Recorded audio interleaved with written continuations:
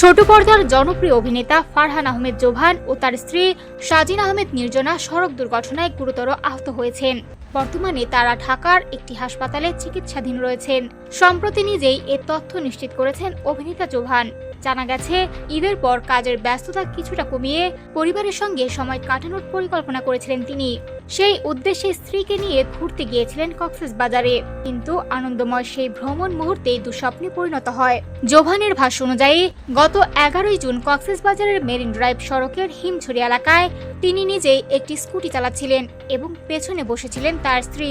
পথে হঠাৎ সামনে থাকা একটি সিএনজি কোনো ধরনের সিগন্যাল না দিয়েই দ্রুত ইউটার্ন নেয়। পরিস্থিতি সামাল দিতে জরুরি ব্রেক করতে গেলে নিয়ন্ত্রণ হারিয়ে রাস্তায় পড়ে যান তারা দুজনই।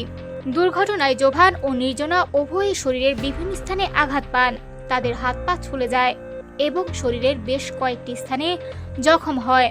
ঘটনার পর তারা ঢাকায় ফিরে আসেন এবং চিকিৎসা শুরু করেন। বর্তমানে নিয়মিত ড্রেসিং ও চিকিৎসকের পর্যবেক্ষণে রয়েছেন তারা।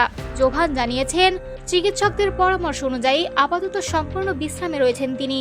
ফলে নির্ধারিত সব শুটিংও বাতিল করতে হয়েছে। পুরোপুরি সুস্থ না হওয়া পর্যন্ত কাজে ফেরার কোনো পরিকল্পনা নেই তার। তবে এই দুর্ঘটনা অভিনেতার জীবনে একটি গুরুত্বপূর্ণ শিক্ষা হয়ে এসেছে।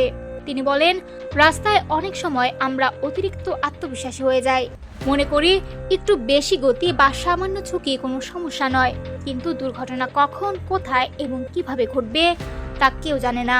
সবশেষে সবার প্রতি সচেতনতার আহ্বান জানিয়ে জোভান বলেন, বাইক চালানোর সময় অবশ্যই হেলমেট ব্যবহার করুন, ট্রাফিক আইন মেনে চলুন এবং নিরাপদে চলাচল করুন, কারণ আপনার জন্য অপেক্ষা করছে আপনার পরিবার, আপনার প্রিয় মানুষগুলো।